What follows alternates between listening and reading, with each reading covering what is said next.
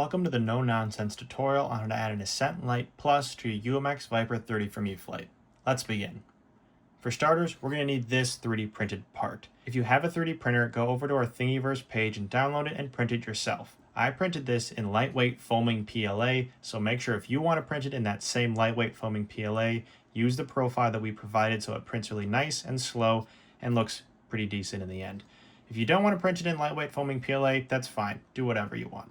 If you don't have a 3D printer, go over to our shop where we are selling these and we'll ship them to you. All you got to do is order them. Next step, we're going to be changing our Walksnail Ascent Lite Plus over from its stock flight controller wire over to a BT 2.0 connector. This is really simple. There are two screws on the back of the unit. Unscrew those and peel apart the metal casing. This will expose the stock flight controller wires as well as black rubber. Use isopropyl alcohol and gently with a toothpick scrape away at this rubber until the wires are exposed. Then carefully desolder the wires and attach your own BT 2.0 male connector. For reference, I made my wires 25 millimeters in length. Also keep in mind that the flat side of the BT 2.0 connector is for positive, the rounded side is for ground.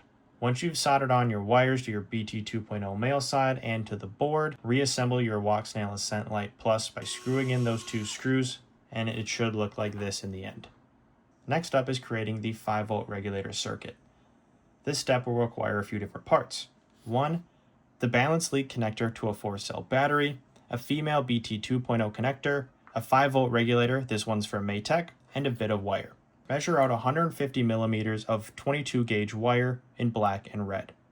Solder the red wire to this far right pin on the balance connector and the black wire to the far left pin. Add a little bit of heat shrink to protect your wires.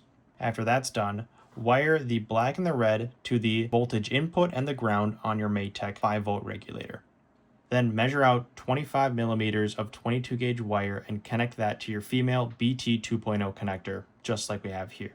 After that's all connected, wire the red to the 5-volt output and the black to the ground. And just like that, our 5-volt regulator circuit is done. Links to all of this will be in the description, so make sure to check that out if you want to buy the exact things that we did. We can now proceed to the final assembly. We'll take our 3D printed part and maneuver your 5-volt regulator into this back hatch that's cut out specifically for this 5-volt regulator. It might be a little bit tight, but do your best. Add a little bit of double-sided tape, which allow you to stick down your 5-volt regulator.